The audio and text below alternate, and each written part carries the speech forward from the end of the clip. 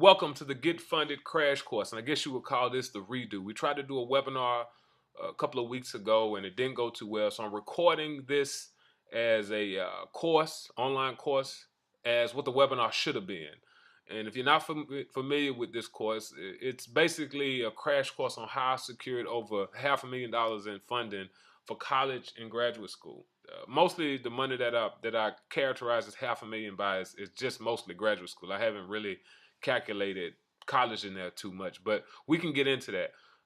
Just some logistics before we get started. It's only available to those who signed up for the free webinar, so we're asking that you not share this. There should be a link with a code there so you can log on to our Get Funded course.info website and take this course free of charge, because I told you I'll do this webinar for you free of charge. It's a 5-question survey at the end. The only thing we ask in exchange for this course is just do this survey. Most of the questions are multiple choice. One question is, when will you be available for the Q&A? Since this is a recording, or since this is a video course, we can't do a Q&A obviously, but we can let you watch this course and do the Q&A a couple of weeks later. So if you're not familiar with the Get Funded Crash Course, the Get Funded Crash Course is a beta version of our full course. Our full course is already available at getfundedcourse.info. I'll put that in here. We'll talk more about the beta course at the end of this.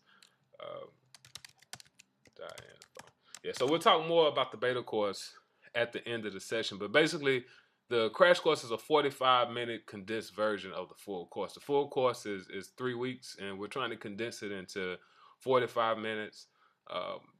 And we're going to do, once again, a Q&A. It might take a little more than 15 minutes, but hopefully we can knock it out in 15 minutes whenever you all available. The Q&A is conditionable upon request, so if I get 10 yeses of times that we can take we can do this Q&A, we're going to do it. If we can't get 10 yeses, more than likely we won't do it unless somebody says, hey, I really need this. I know you don't have your 10 yeses. Please do this Q&A. What are our requirements? A lot of people look at, this guy won all this money for graduate school. We also have people that we plan on interviewing in the full course that won more than me just for undergraduate. And we're trying to line them up as speakers, again, for this 3 weeks of the full course. But it took, for everybody, the grand consensus is that it took time and effort. It took a lot of time to do this. This was not easy. You have to do the footwork. You have to put the time in. And I just want everybody to understand that before you kind of embark upon this. It's not like, a free handout, But I know you've heard that there's money out there, and, people get money hand over foot for college. That's true, but a lot of us have to put the footwork in. The real course, the difference between the real course and the crash course, the real course kind of guides you throughout the process. We kind of have benchmarks, milestones. We have homework assignments where step by step we take you through the process. So, what is the goal of the beta course? Even if you didn't have the highest GPA, even if you've tried and been unsuccessful, even if you think this thing won't work for you, we're asking you to just give this stuff a try. The beta course is designed to at least get you tuition and books and potentially even room and board. If you don't have a dime to pay for college, we're still working out the kinks in this course. But the fact of the matter is, we hope that you can take the principles for this course and at least get your tuition and books paid for, and potentially room and board just for the crash course. For the full course, we're hoping that we can get you fully funded with tuition, room and board, and everything. It's an urgency. The deadlines are like now, August to February.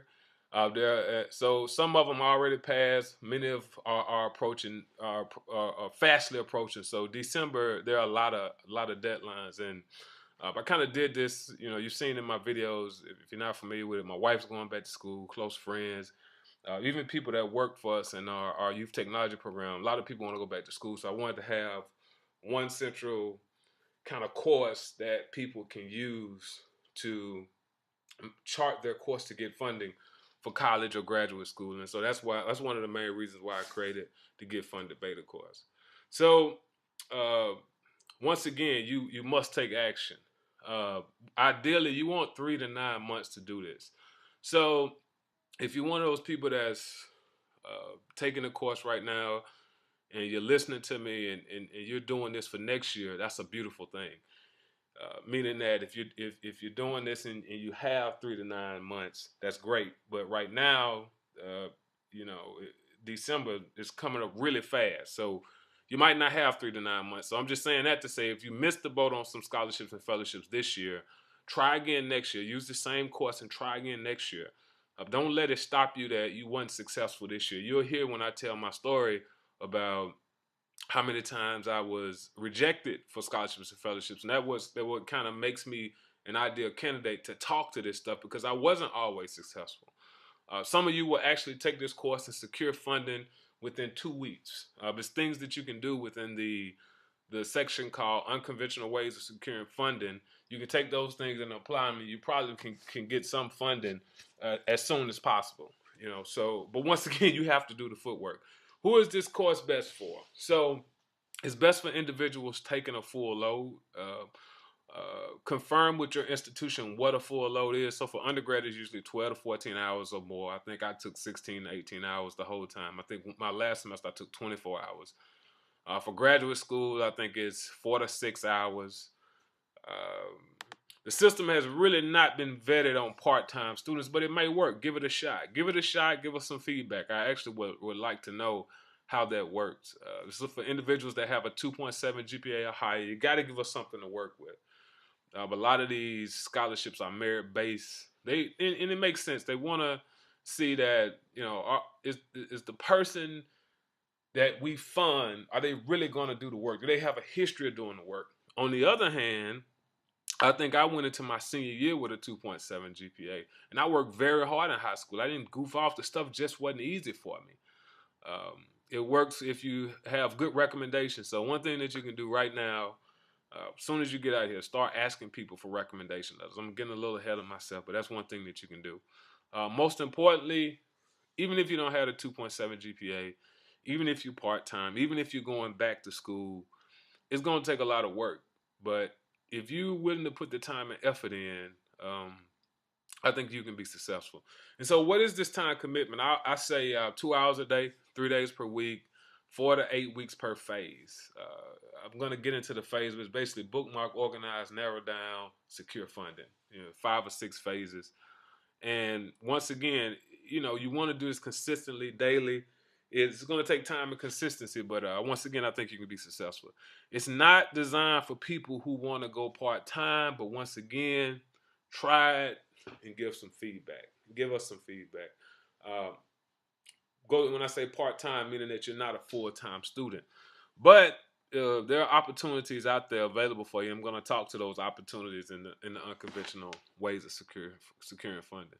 So the crash course structure, we quickly go through the content of the actual course. Immediately after, we have once again, a 3, I don't know what this 3 question is. Might be like a 5-question survey. I'm at home, so excuse the stuff in the background. I tell you a little bit about my story. I get into the unconventional ways of securing funding. Then I talk about the actual bond system of how I secured over $500,000 for college and graduate school. So I think what makes me an ideal candidate to talk to you about this is because I think I was one of the most unlikely candidates for college or grad school. All right. I remember going into my counselor's office, and sorry if you heard this story before, but I remember going into my counselor's office my senior year, and she called me to the office off accident. She called Quentin Barnes. My last name is Bonds.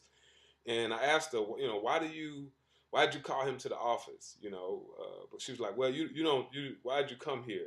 She was like, well, I was calling the other guy, Quentin Barnes. I said, why'd you call him to the office? She said, to go to college. I said, I want to go to college. And she didn't even look at my grades. She said, you might want to go to trade school. Eventually, she looked at my grades. It wasn't too helpful. But so I still, my parents told me to go to college. I worked at a beauty salon. Shout out to Howard's Beauty Salon up in Montgomery, Alabama. And I met a lot of people that really inspired me. Coach inspired me. My uncles inspired me. Dr. Clifford Bibb. I don't want to leave anybody out. Dr. Albert Hambrick. And all these people. I listen to all these people in the Monolins. And, they said go to college. So I worked very hard my senior year, and I still didn't even have a 3.0 GPA out of high school. And the military recruiters were knocking at my door, beating down my door, trying to get me to go into the military, and that just wasn't the lifestyle for me. So I didn't have any scholarships, out of high school. I had nothing. But what I did, I went to every building. I asked them, do you have any scholarships? Do you have any scholarships? Um, and eventually, somebody gave me a chance. Somebody, Dr. Wallace Maryland in the math department at Alabama State said, "Well, you got the GRE, not GRE. I'm sorry. You got the I think it was either the SAT or the other one. I can't even think of the name of it right now. But you have that score. It's the SAT, and there's another one that's eluding me right now. But I took the other one. So you have that score. Um, if you make the grades first semester, I give you the scholarship. So first semester, I don't know how I paid for it. I think I might have had a Pell Grant, and I worked. So during college, I worked, and I always had two businesses. I sold cars and cardio, and I did work study all at the same time. Anyway, um, and I made a 3.7 GPA that semester. I don't even ever remember making grades like that in my life. And he gave me the scholarship. And it was the same situation when I went into my master's degree. Um, once I taught high school a couple of years after graduating from college, I went into the master's degree. And I didn't have any. I didn't transition right from undergraduate to grad school because I taught high school 2 years. So I didn't have any graduate schools sending me letters and trying to get me to come to their graduate schools. And I had a roommate that summer, and we called him Mac. Mac had like 20-something thousand a year for grad school, and tuition was covered. And I was thinking, man, if I could just get a little piece of that. And you know, I tried really hard. I took the GRE a couple of times, and I think the second time I took it, I made the worst grade, a worse grade than I made the first time. And I got double-digit rejection letters from graduate schools, meaning that from graduate schools they wouldn't even let me into school, and from scholarships and fellowship programs for graduate school, I got double-digit rejection letters. I applied for Ford, um, NSF, NASA. Some of these fellowships I got. Then later on, I'll speak to that. But I came from all these rejections to finishing my master's degree with a 3.9 GPA, interning at three different NASA centers. Currently, I'm a NASA research electronics engineer. Secured so much funding that I had to give back. I don't know. I hadn't even done the math. At least over $200,000 worth of scholarships and fellowships. And I'm just saying all that to say that whatever your situation is, I'd be very surprised if it was more daunting than my situation. And maybe it was, but even if you can get a fraction of what I got, right? Even if you can just get tuition, you've won. You can go back to school. So, make a long story short, I want you to be able to just focus on schools. I want you to be able to get your tuition covered, your room and board covered, everything just from these graduate school fellowships. And this kind of gets me into the unconventional ways of securing funding. I did the same thing in undergraduate that I did in graduate school when I needed funding. I went to every building in undergrad and I said, "Hey, do you have a scholarship?" One person, I forget which department this was. It was like, "I think we could do something for you." Dr. Wallace Maryland, who ended up giving me the scholarship, he was like, "Well, we may do something for you." I got a lot of no's, but the people that told me that they could probably give me the scholarship, uh, they ended up backing out. Dr. Maryland told me that if you make the grades, and I made the grades. I did the same thing in grad school, but actually going to conferences is probably where I'll start, and it's not on this list. But going to conferences is one great way to meet people that might have scholarships and might be recruiting for colleges or graduate schools. So I'm saying conferences in your respective discipline. I went to a Society of Women Engineers conference. I'm an engineering major, and I still remember I didn't even think I could go to this conference, and I'm flirting with some girls from this conference, and they hooked me up with this guy named Rod Hale. Rod Hale flies me out to the University of South Florida. Make a long story short, he sets it up where I can get tuition covered. I met professors there, and while I was there, I did what I'm telling you. I went to every person that I thought might have graduate school funding. I went to a minority department. I went to the engineering department. I went to the school of engineering, and most of those people did something, and even in that semester, I think I ended up giving away over $100,000 worth of graduate school funding. And when I say I secured over $500,000, I'm talking about scholarships, fellowships, research assistantships, teaching assistantships, travel awards, internships. I'm saying all the money I got just so I could focus on going to school, whether that's college or graduate school. I got to redo these numbers because now that I think about it, by me not even including undergraduate, that probably goes up to, I don't know, 600, $700,000. But when you go to these buildings, just think about what to ask. Ask for scholarships. You know, ask for fellowships. Ask for stipends. You want to ask these people, do they have this? And if they say no, ask them, who do you think might have a scholarship or fellowship, or what department might have scholarships and fellowships. You know, so these are the types of things that you want to ask when you go from building to building. I know it's humbling, and some people don't like to ask, but this is something that I did to win quite a bit of money in graduate school funding before I even applied. And I'm going to get into the system that I used when I applied for graduate school or undergraduate school scholarships and fellowships. But this is what I call the unconventional ways of securing funding, because you just ask. Okay, you want to ask. My sophomore and junior year in college, I was a resident assistant that covered my room and board. So now I come in from my first semester of undergraduate school having nothing, to my second semester getting my tuition paid, to my third semester now I have tuition, books, and I have my room and board paid from being a resident assistant, a RA. And I'm not sure if graduate students can do this, but you guys should just ask. Just go to the department. Hey, because room and board is huge, right? I believe in focusing as much time and attention on your schooling as possible. I don't believe in working. I worked undergrad. Once again, I worked at a beauty salon, house beauty salon.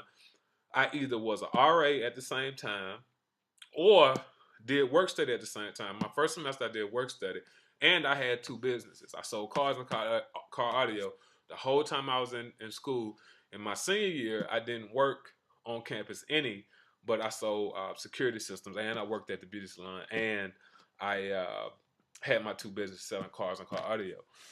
For grad school, I wanted to just focus on grad school. In my brain, I figured, I could do a whole lot better if I'm just focusing on grad school. So I went hard in the paint. I worked very hard on getting funding for grad school and not having to work. Um, if you're going to work on campus. Try to get a work study. Okay, try to get, like I said, a resident assistant or a research experience for undergrad. These are the types of things that you want to ask these people when you go to these different departments. Do you have work study? Do you have scholarships? Do you have fellowships? Do you have, you can go to the departments if you know what you want to major in. And that's a big key. If you know what you want to major in as a graduate school or undergrad, talk to professors that's doing that work. They might have money to fund students to do research. And that way you can get, and some of that research, sometimes they cover tuition, right? So sometimes you can say, hey, I want to work for this professor. He'll give you, 20 hours a week doing research. Your tuition is covered, and they might give you something like minimum wage, but you're working on campus. You don't have to leave off campus and come back. That way, you're impacting your time and your attention, your focus is on grad school. It's not like half of your mind is on this job at Macy's or whatever, and the other half of your mind is on your school on schoolwork. Now you get the chance to focus 100% of your mental energy and capacity just on things related to your graduate school or undergraduate work. Um, People that work, some of you all have families and that might not work for you. I would say do everything that you can to just focus on your education. All right. But if you just can't do that, ask your employer, do they have any programs for people that want to go back to school? Many employers have programs where they pay for tuition or they reimburse tuition. You want to ask them, how long do you have to be working there to take advantage of these benefits? That way, uh, a lot of times, once again, talk to your employer. They might allow you to leave work, okay, either make up that time or still pay you for it, give you tuition, and let you go and focus your money, focus your time and attention on grad school. So even think about that when you're taking jobs, right? Ask them, ask whatever employer it is, McDonald's. I'm not sure. I'm saying even if it is McDonald's, you can at least ask, do they have any tuition or reimbursement program? So hope that makes sense about going to every building. If I haven't clarified this, uh, when I say going to every building and asking, you just asking the person at the front desk, are you familiar with this? And if they say no, ask them, who do you know is the responsible party? Look, I've done this myself, with not only myself, but both my siblings. When my sister went to grad school, she had nothing, okay? I hooked her up with people at USF. She got a full ride. When my brother went to undergrad, he had a little something. My mom wanted me to try to help him get some funding, and we went and sat in this guy's office. And I forget who the guy was, but he said, "Well, the deadline's passed and all these different things." Make a long story short, the guy ended up giving my brother the scholarship. So I'm spending time on unconventional ways of securing funding, because you can go do this tomorrow and you can be successful.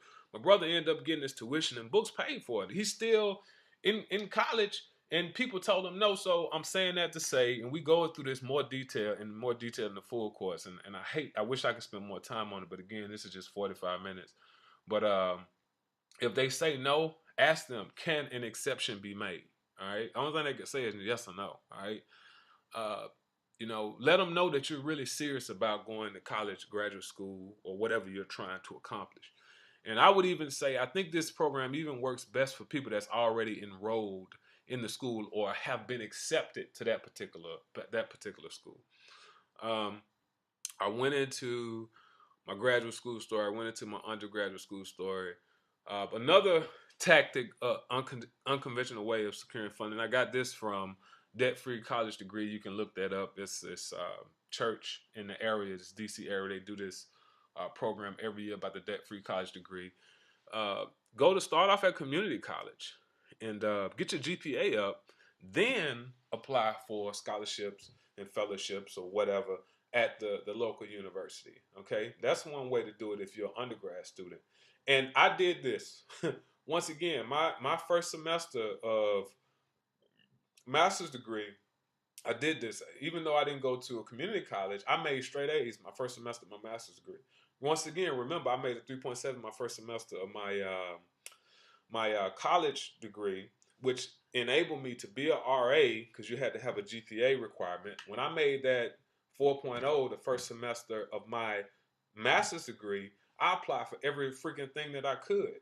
And don't not get into this in the bond system. Don't overlook the small stuff. One of them was as small as $1,500, but it's $1,500 that I had to buy a laptop or something. But once again, had the 4.0, I applied for everything.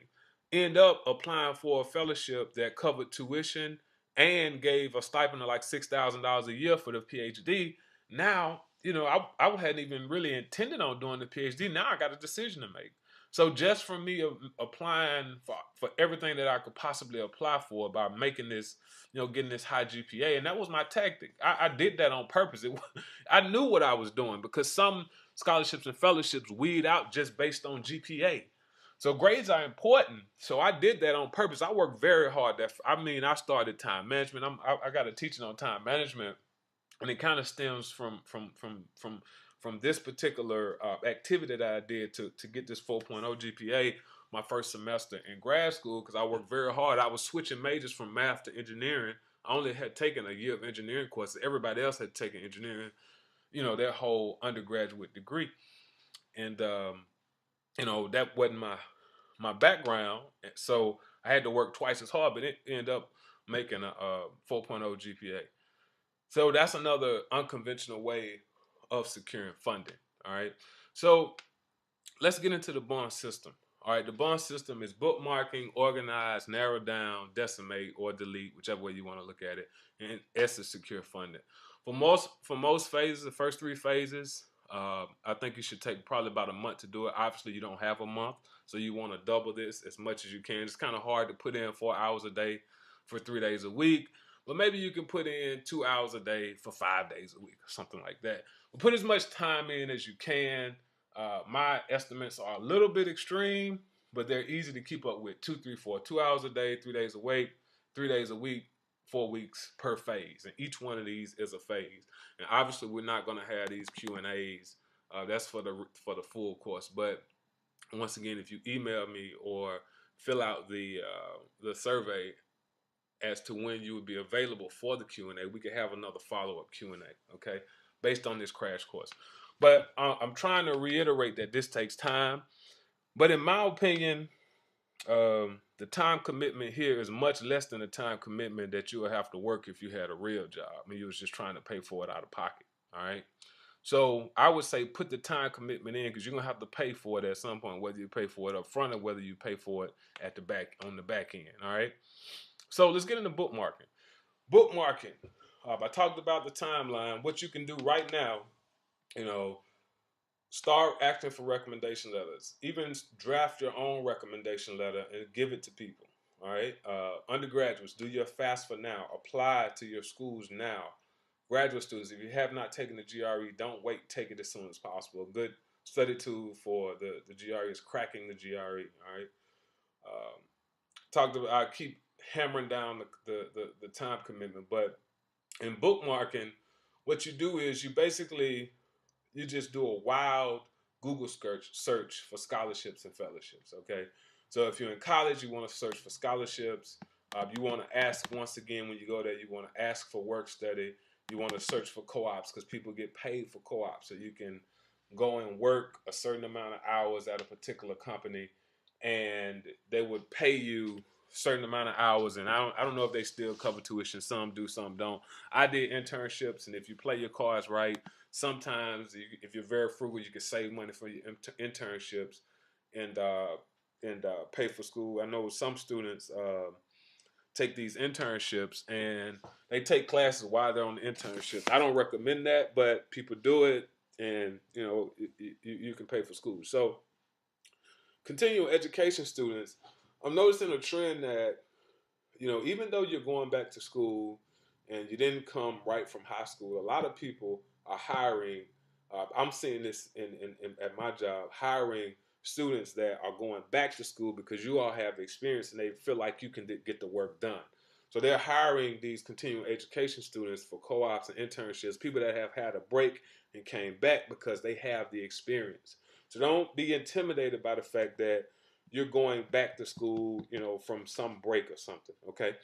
For graduate school, you want to search fellowships, assistantships. I always like to visit the university because when you visit the university, um, and that's an expense paid trip. I've done a couple of them where you apply for visit NC State Day, and they bring a bunch of students out, and you can visit the school, you can meet professors, and at that point, you can talk to the professors about the scholarships and fellowships, the research experiences, the research opportunities where you can work in their lab doing research and they pay you for it. You can also talk to the different departments, the minority department, all these different things at the visit the school day. Okay. When you're searching for scholarships and fellowships, it's just a wild Google search. So it's like your respective department scholarships, your respective department fellowships. So I would start here. At your university, whatever your department is, search the university, scholarships, fellowships. Go to their website, call the secretary. Do you all have scholarships and fellowships? Private scholarships and fellowships, whatever your discipline is, scholarships, fellowships, the name of the business, scholarships, and you just bookmark.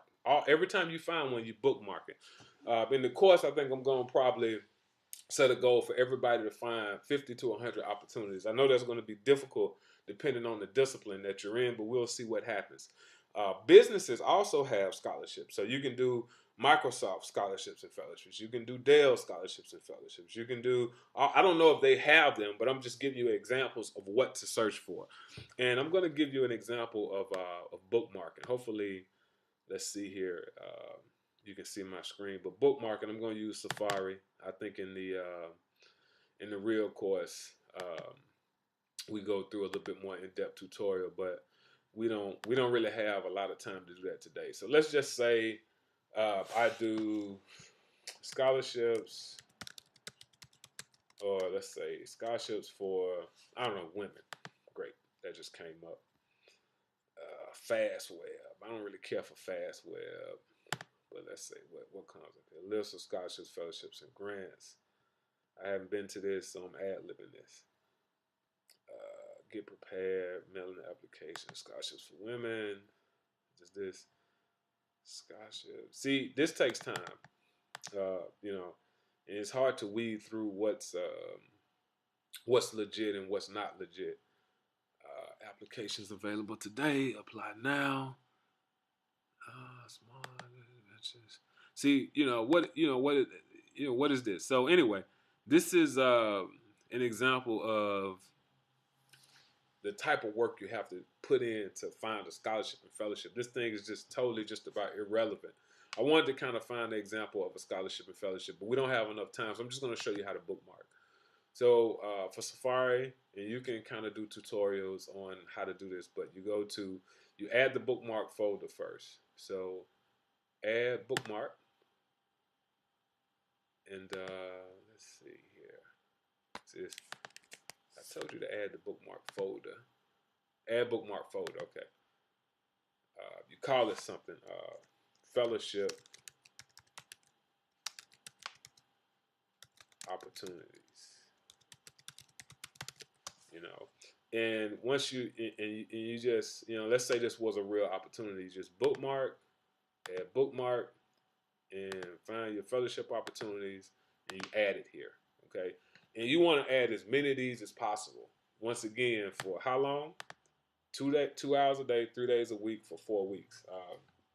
Once again, deadlines are approaching fast, so you're probably going to have to put in more like 2 hours a day for 3 days a week, or 3 hours a day for 2 days a week, or whatever. You're gonna have to put in a lot more time to get your goal of 50 to 100 potential opportunities. All right, follow me. You're not gonna apply for 50 to 100 scholarships or fellowships, but this is kind of the process, and everybody's not gonna find 50 to 100. Just follow me. We're going somewhere with this, but I just wanted to kind of show you how to bookmark. So when you go and look for it, go to your fellowship opportunities. And here's your USA grant application that comes up. That's probably not a good example. Let's see.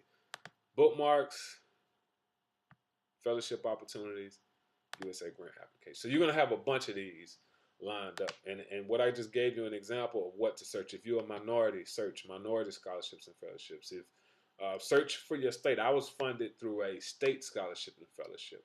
I mean, a state fellowship for grad school called the McKnight Doctoral Fellowship. You want to search whatever the big leaders in your industry is. I won NASA scholarships and fellowships. I won NSF, National Science Foundation scholarships and fellowships. I won Northrop Grumman scholarships and fellowships. These are federal organizations and private organizations, respectively, in my discipline that I searched and won and found scholarships and fellowships. For the full course, and I should have had this up, everybody's going to get a license to Scholly. So let me show you what Scholly is. Scholly is a scholarship search database, and this I think it's only $3 if you don't take the full course, so you can it's really cheap. But let me log in. Hopefully, I can remember my username and password. I didn't have to do my username and password, but Scholly is set up where you create a profile. I just kind of did one. So let me kind of do one for my wife. I think she wants to go back to school for communication. So female, African American. I don't really know what her GPA is. Just put none here. Grade level. She's not enrolled. She wants to get a bachelor's degree. I don't really know what college she wants to go to. And I think she wants to do communication.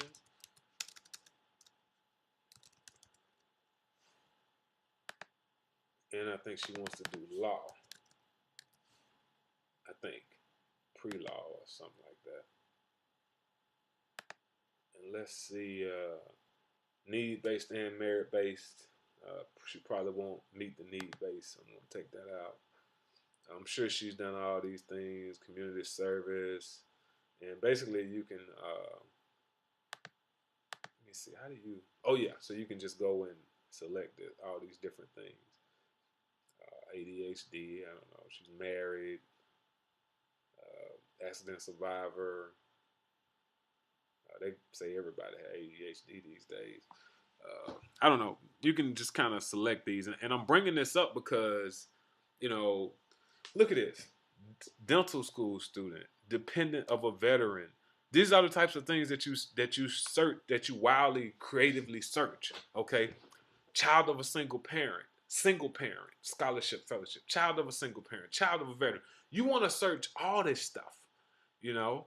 Were you a foster child? These are creative things that you want to just come up with. Scholar just put this here because they know these are the types of things that you need to look for when you're looking for a scholarship or a fellowship. And let's just see what comes up for her. Uh, Find some matches here. Let's see. All right, let's see. Look twice. Say, look, see, some of these deadlines just passed. Jumpstart. Look, this just passed 2 weeks ago. I mean, last week. Dr. Pepper, Ninja essay. So some of this stuff you're gonna have to do next year. And Scholarly is not the only, source. I'm just giving you an example of what we give you to look for. So let's say Student Saver. Okay. Daily trips. Okay. I wouldn't do this. Don't apply here. Go to you can always find this. Let's see what this is. Kelly. Merit-based students for higher education. Okay. So let's just $1,000. Once again, don't discredit the small stuff. Jen and Kelly Tannable Scholarship. Okay. I'm gonna search that and we're gonna bookmark it in our bookmarks folder. Jen and there we go. All right. And so it's an example. Bookmarks, funding opportunities. All right. So I'm just gonna go bookmark, add bookmark. All right. Funding and my funding opportunities. All right. You just add it. Okay. So now you have something to go back to. All right. Just an example. I know we kind of taking a lot of time on this, but these are the types of things that you have to do. And this is why it takes so much time. Okay.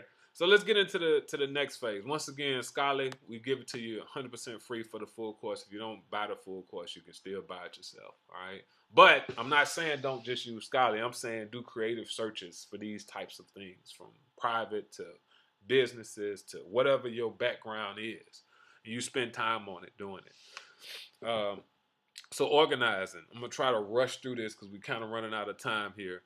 But once again, time commitment is most important. You need to make the time commitment. This is not something that you can just come and do one night or 2 nights, okay? Recommended categories. What are the university scholarships and fellowships? So remember, I told you starting out, go to whatever university you want to go to. Go to that particular department. The way these things are usually broken down, you have the actual university, you have the School of Engineering. Under the School of Engineering, you might have electrical engineering. Under the electrical engineering department, you might have another area of specialization. So whatever you want to specialize in, to the actual discipline, which would be engineering, to the discipline might be focused like electrical engineering. For me, engineering might be the school. Then you have the university. So go to the university website. Go to whatever discipline within the university. So the School of Engineering, the School of Library Science, the School of Aging Studies, the School of whatever, right? Same thing, federal, state, private companies. You want to organize these. If you see some that's really easy to win, characterize them that way as well. Scholarly organizations and professional societies. So what are the professional societies in your discipline? They always have one, okay? Look for them, Google them, ask somebody, ask professors. Look on websites and find professors at those universities that's doing what you want to do. Call them and ask them, what are the conferences? What are the scholarly organizations, okay? We don't really have time to do an organizing tutorial, but you know what? Let's do a quick one. So even though you got bookmarks, you got fellowship opportunities, USA grant applications, I'm going to go to bookmark. I'm going to add a bookmark folder, and I'm just going to call it university. I'm going to go to bookmarks, add a bookmark folder. I'm going to call it private. I'm going to go to bookmarks, and sometimes you might have to edit a bookmark. You go here, and I don't want to just call it private. I want to call it private engineering scholarships. And from here, you can put an all under funding opportunity, so there'll be subfolders. Okay, so now you have federal, private, university, and this is your organization phase, and you want to be creative, and you want to put some time and think about this. And this might not necessarily take 2 hours a day, 3 days a week, but you want to organize, you want to read through the scholarship applications, find out what they're looking for, and kind of organize them based on similarities. Okay, in the full course, I kind of provide some examples of the how much scholarships and fellowships that I've won in every area. Okay, we actually walk you through the process and the homework assignment.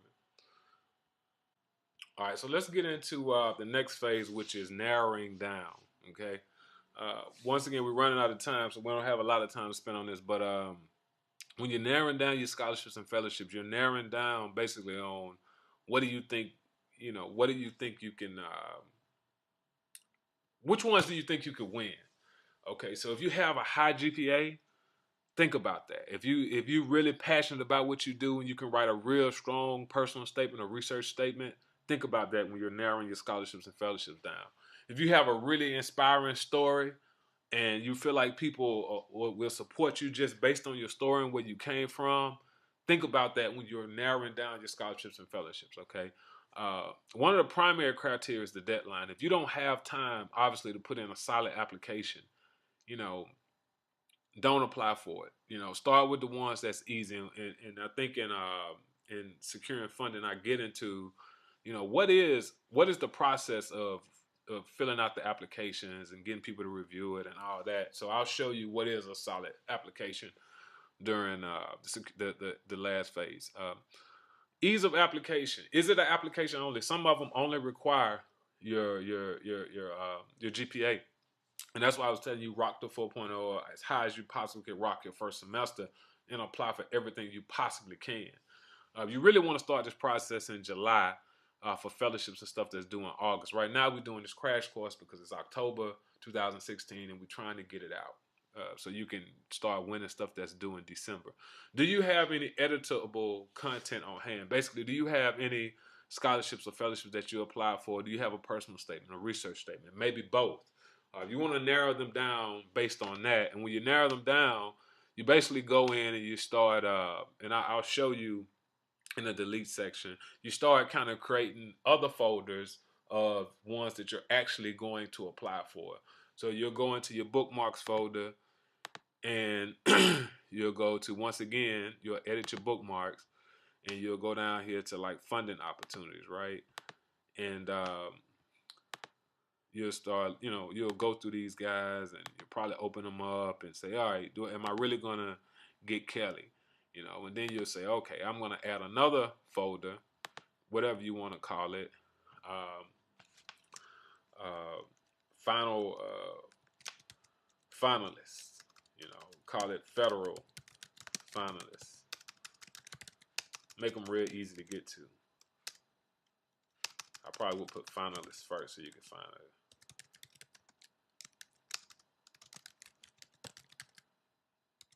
All right, I think you all kind of getting the picture, and put them here. And now, let's see if I got it in here. I put it in the wrong one.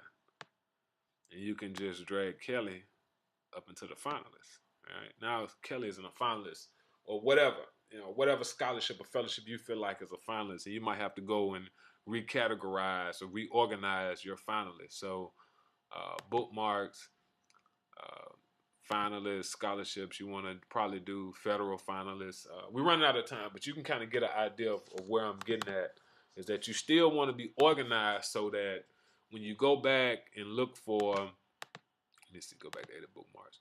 When you go back and look into these folders, even in your finalist subfolder, add bookmark folder, private.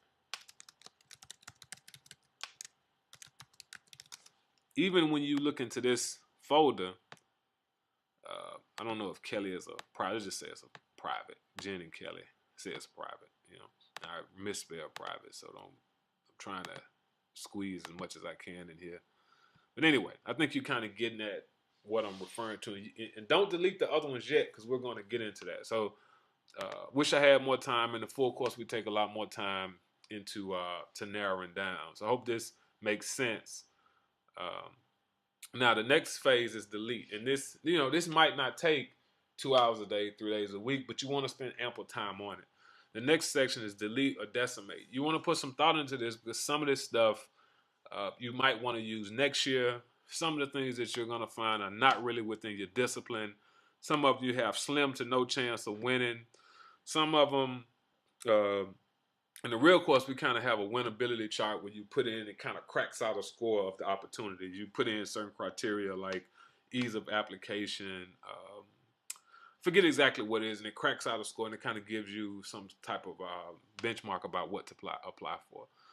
So some of them you want to save for later. Think about where you will be academically. So some of them might only be for juniors and seniors. Some of them might be for graduating seniors. Some of them might be if you're in grad school, for people that want to pursue your PhD, second degree masters. So you want to save these somewhere, okay? And so that's what you do when you're narrowing down in it and deleting. You want to think about this because it might seem like, well, this is pretty intuitive, but when you actually do it and you have everything there to work with, it makes a huge difference. Okay. So last phase, securing funding. And I wish I had more time to do this. I think I wanted to squeeze this 3-week course into 45 minutes. I can't do it, so it's probably approaching an hour. But securing funding, that's the last phase. Obviously, it's all about the application.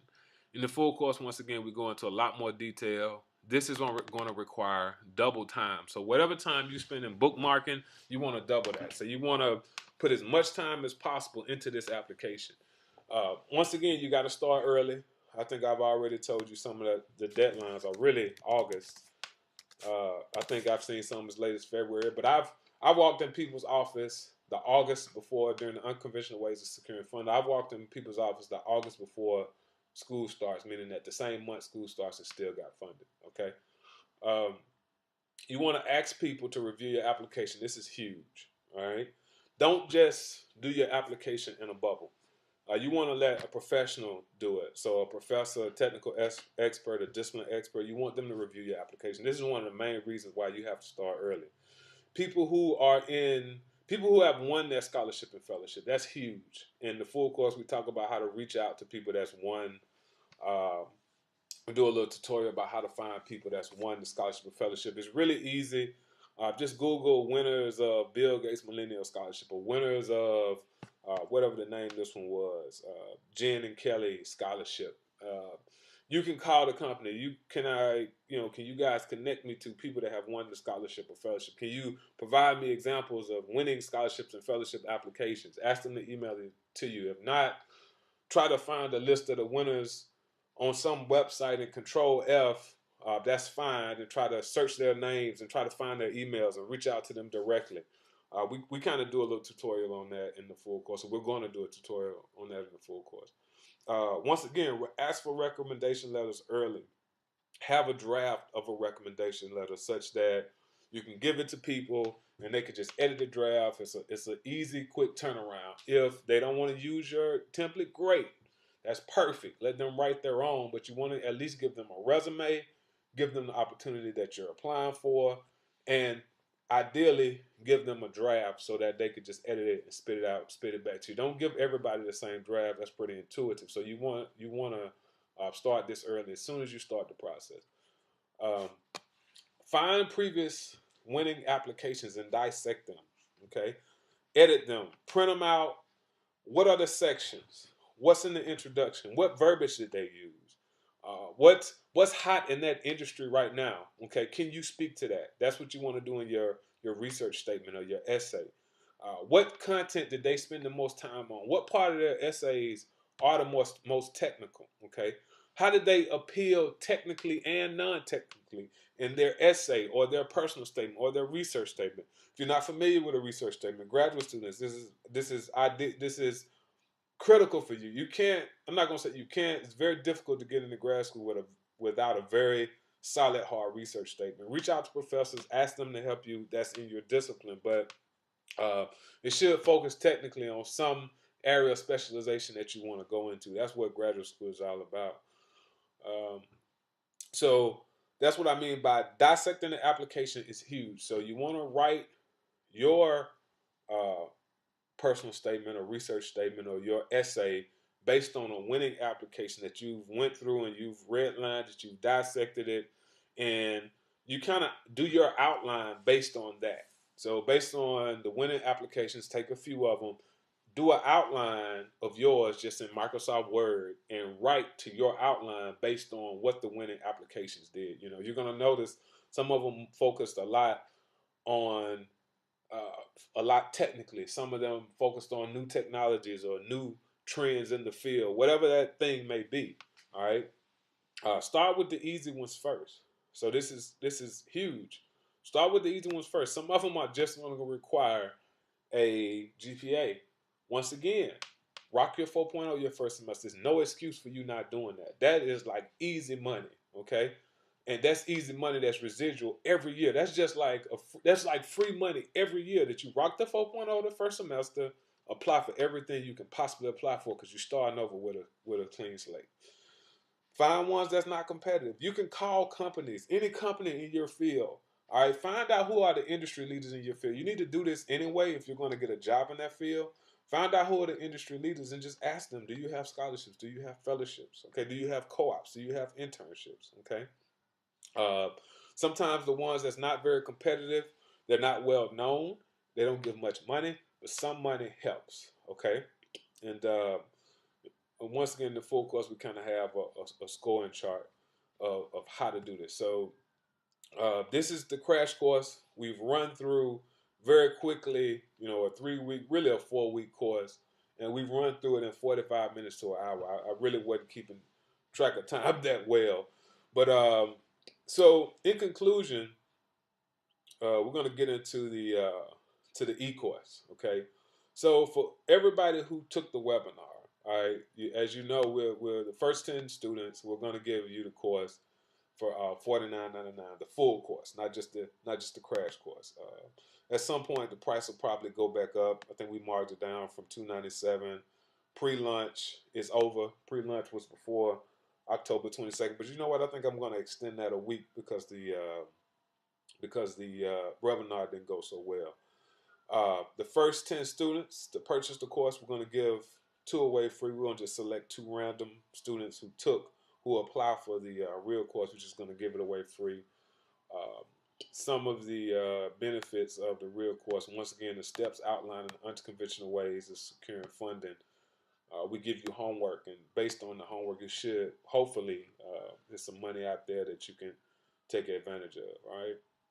So we are going to slip this a couple of weeks just because uh, the uh, the webinar didn't go too well. So for the participants in the live e-course and the Q&A session, we're going to give you a free 30-minute strategy session. So if you're on this webinar and you purchased the course before next week or 10/29, we're going to give you a free 30-minute strategy session. All right.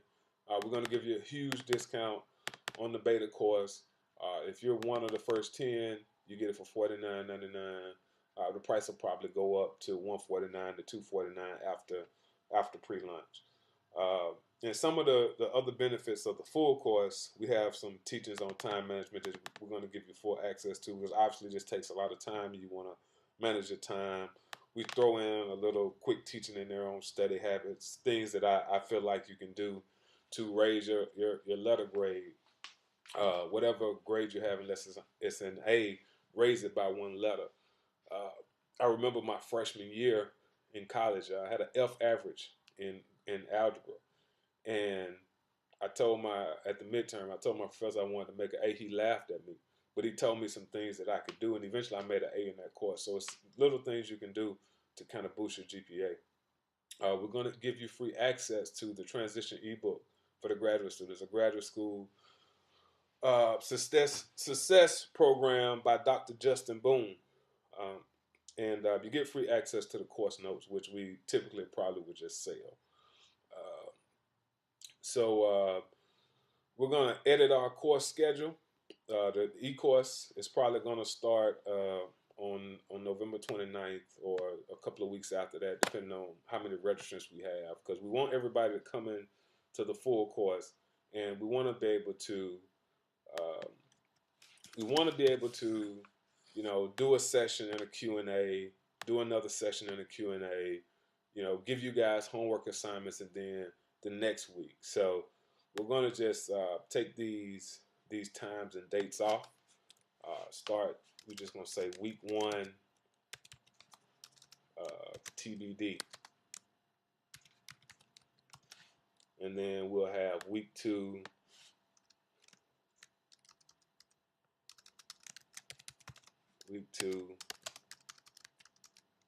etc. And we're going to have a week 3.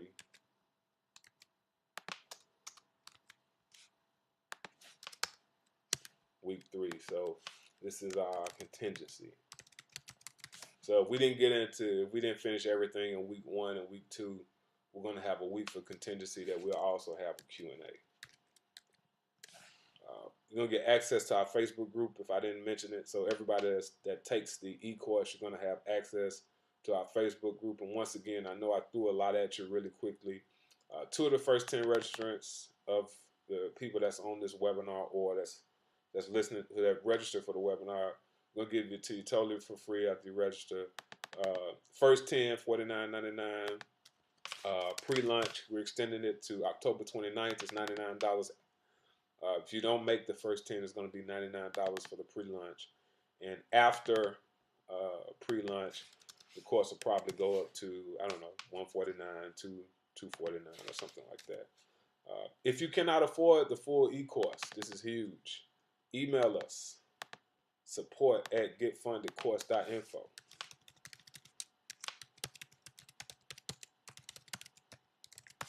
If you cannot afford the full course, email us. Tell us your situation. We'll probably work something out. We'll probably just ask you to, I don't know, put up some flyers. We could talk about it. Just email us. Tell us about your situation. If you want to take the full course, if you want to go through all of this, you don't have the money. We got to be fair to the people that pay for the full course. So we can't just give you everything that we give people that pay for the full course. But you have the crash course here that you can apply these things and work at getting funded on your own, or you can go through this with a group and we go a lot more in detail on all of these sections. So I think we're out of time. Fill out your survey. It's there in your email. Okay, fill out your survey. Let us know when if you will be available. If you're interested in a Q&A, and when you'll be available to do the Q&A. And we're going to do a Q&A on this particular crash course of all the things that we went over. Maybe 15 minutes to 30 minutes Q&A. You can ask pretty much whatever you want to ask. I think that's it. Once again, support at Get Funded. That's better, right? GTFUNDD. Yeah, support at getfundedcourse.info. And the full course is at Get Funded. You can say www. Or you don't have to use the www.getfunded.info. All right, or Get Funded. That's for the full course. All right. So hopefully you got something out of this. Please take these concepts and apply them.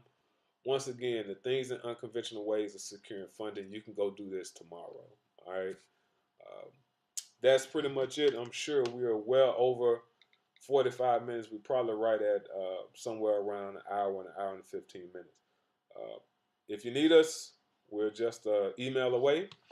Again, this is Dr. Bonds, Dr. Quentin Bonds, and this is the conclusion of the Get Funded crash course. Thank you.